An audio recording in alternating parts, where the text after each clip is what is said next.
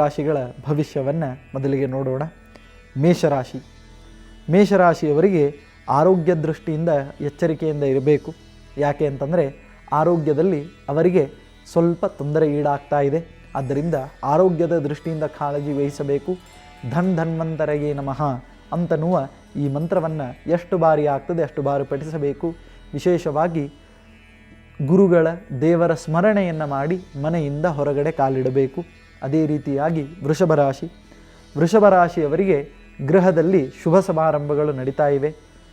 ಸಕಲ ವಿಧವಾಗಿರ್ತಕ್ಕಂತಹ ಶುಭ ಸಮಾರಂಭಗಳಿಂದ ಮನಸ್ಸಿಗೆ ಶಾಂತಿ ನೆಮ್ಮದಿ ಪ್ರಾಪ್ತವಾಗ್ತಾ ಇದೆ. ಇದು ವೃಷಭ ರಾಶಿಯವರಿಗೆ ಇರತಕ್ಕಂತಹ ಫಲಗಳು. ಅದೇ ರೀತಿಯಾಗಿ ಮಿಥುನ ರಾಶಿ. ಮಿಥುನ ರಾಶಿಯವರಿಗೆ ಹಣಕಾಸು ಮತ್ತು ವ್ಯಾಪಾರದಲ್ಲಿ ಸ್ವಲ್ಪ ಎಚ್ಚರಿಕೆಯಿಂದ ಇರಬೇಕು. ಯಾಕೆ ಅಂತಂದರೆ ಅವರಿಗೆ ಇವತ್ತಿನ ದಿವಸ ಆ ವ್ಯಾಪಾರದಲ್ಲಿ ವ್ಯವಹಾರದಲ್ಲಿ ಸ್ವಲ್ಪ ಲಾಭ ಕಡಿಮೆ, ಅದರ ಜೊತೆಗೆ ಮೋಸ ಹೋಗುವಂತಹ ಒಂದು ಪ್ರಸಕ್ತಿ ಇರ್ತದೆ. ಅದೇ ರೀತಿಯಾಗಿ ಕರ್ಕರಾಶಿ. ಕರ್ಕರಾಶಿಯವರು ವಾಹನವನ್ನು ಎಚ್ಚರಿಕೆಯಿಂದ ಓಡಿಸಬೇಕು.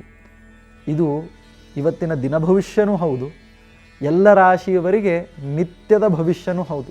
ಅದಕ್ಕೆ ತಾಯಂದ್ರೆ ಹೇಳ್ತಿರ್ತಾರೆ ಹೋಗಬೇಕಾದ್ರೆ ಸೌಕಾಶ ಹೋಗ್ರಿ, ಹೆಂಡಂದ್ರೆ ಹೇಳ್ತಾರೆ ಹೋಗಬೇಕಾದ್ರೆ ಸೌಕಾಶ ಹೋಗ್ರಿ.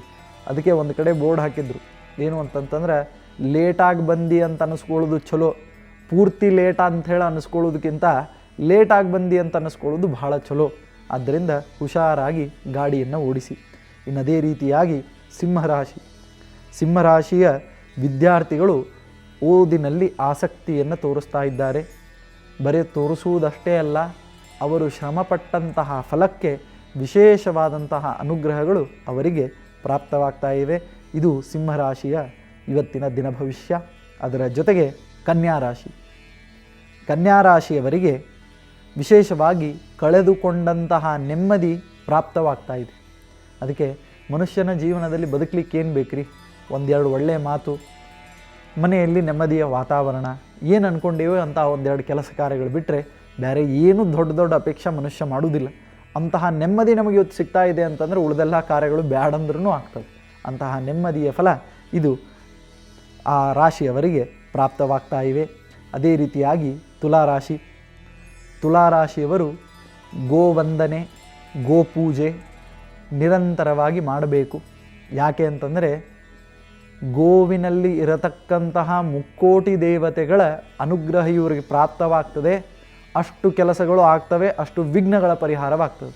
ಅದಕ್ಕೆ ವಿಶೇಷವಾಗಿ ತುಲಾರಾಶಿಯವರು ತಮ್ಮ ವಿಘ್ನಗಳ ಪರಿಹಾರಕ್ಕೋಸ್ಕರವಾಗಿ, ಕಾರ್ಯಸಿದ್ಧಿಗೋಸ್ಕರವಾಗಿ ಗೋವಿನ ವಂದನೆ ಮತ್ತು ಪೂಜನೆಯನ್ನು ನಿರಂತರವಾಗಿ ಮಾಡಬೇಕು. ಅದೇ ರೀತಿಯಾಗಿ ವೃಶ್ಚಿಕ ರಾಶಿ. ವೃಶ್ಚಿಕ ರಾಶಿಯವರಿಗೆ ಎಲ್ಲ ಮನೋಭಿಲಾಷೆಗಳು ಈಡೇರ್ತಾ ಇವೆ, ಕೇಳಿದಂತಹ ಫಲಗಳು ಸಿಗ್ತಾ ಇವೆ. ಸಕಲ ವಿಧವಾದಂತಹ ಸನ್ಮಂಗಲವನ್ನು ದೇವರು ಗುರುಗಳು ಮಾಡ್ತಾ ವಿಶೇಷವಾದಂಥ ಅಭಿವೃದ್ಧಿಯನ್ನು ಮಾಡ್ತಾ ಇದ್ದಾನೆ. ಆದ್ದರಿಂದ ವೃಶ್ಚಿಕ ರಾಶಿಯವರು ನಿರಂತರ ದೇವತಾ ಆರಾಧನೆಯನ್ನು ಬಿಡದಿರಿ. ಸಂಕಟ ಬಂದಾಗ ವೆಂಕಟರಮಣ ಆಗುವುದು ಬೇಡ. ನಿತ್ಯದಲ್ಲಿ ದೇವರನ್ನು ಸ್ಮರಿಸಿದವನಿಗೆ ಎಲ್ಲ ಫಲಗಳು ಸಿಗ್ತದೆ. ಯಾವ ಗ್ರಹಗಳ ಬಾಧೆನೂ ಏನೂ ಮಾಡಲಿಕ್ಕೆ ಸಾಧ್ಯವಿಲ್ಲ. ವೃಶ್ಚಿಕ ರಾಶಿಯವರಿಗೆ ಈ ಫಲಗಳು. ಅದೇ ರೀತಿಯಾಗಿ ಧನುರಾಶಿ. ಧನುರಾಶಿಯವರಿಗೆ ಸಕಲ ವಿಧವಾದಂತಹ ಭೂಲಾಭ ಮತ್ತು ಭೂಮಿಗೆ ಸಂಬಂಧಪಟ್ಟಂತಹ ಅನೇಕ ಕೆಲಸ ಕಾರ್ಯಗಳಲ್ಲಿ ಲಾಭ ಮತ್ತು ವ್ಯವಹಾರ, ಅದರಲ್ಲಿ ಕಚೇರಿಯ ವ್ಯವಹಾರಗಳೇನಾದರೂ ಇದ್ದರೆ ಆ ಆಫೀಸ್ ಕೆಲಸಗಳು, ಕಚೇರಿಯ ಕೆಲಸಗಳೆಲ್ಲವೂ ಕೂಡ ಸರಾಗವಾಗಿ ನಡೀತದೆ. ಇದು ಧನುರಾಶಿಯವರಿಗೆ ಇರತಕ್ಕಂತಹ ಫಲ. ಮಕರ ರಾಶಿ. ಮಕರ ರಾಶಿಯವರು ಅಪಾರ್ಚುನಿಸ್ಟ್ ಅಂತ ನಾವು ಅವ್ರಿಗೆ ಹೇಳ್ಬೋದು. ಯಾವುದೇ ಕೆಲಸ ಬಂದ ತಕ್ಷಣ ಅದನ್ನು ಮಾಡುವುದಿಲ್ಲ, ಅದಕ್ಕೋಸ್ಕರವಾಗಿ ಅವರು ಕಾಯ್ತಾರೆ. ಆ ಕ್ಷಣ, ಆ ಮೂಮೆಂಟಿಗೋಸ್ಕರವಾಗಿ ಕಾಯ್ತಾರೆ, ತಮ್ಮ ಪ್ರಾಧಾನ್ಯತೆಯನ್ನು ತೋರಿಸಲಿಕ್ಕೆ. ಅಂತಹ ಆ ಮಕರ ರಾಶಿಯವರಿಗೆ ಪ್ರಾಧಾನ್ಯತೆ ಸಿಗಲಿದೆ.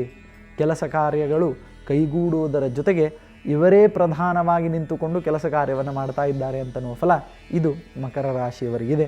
ಅದೇ ರೀತಿಯಾಗಿ ಕುಂಭರಾಶಿ. ಕುಂಭರಾಶಿಯವರಿಗೆ ಹುಂಬತನವನ್ನು ಬಿಡಬೇಕು ಅಂತನ್ನುವ ಫಲ. ಯಾಕೆ?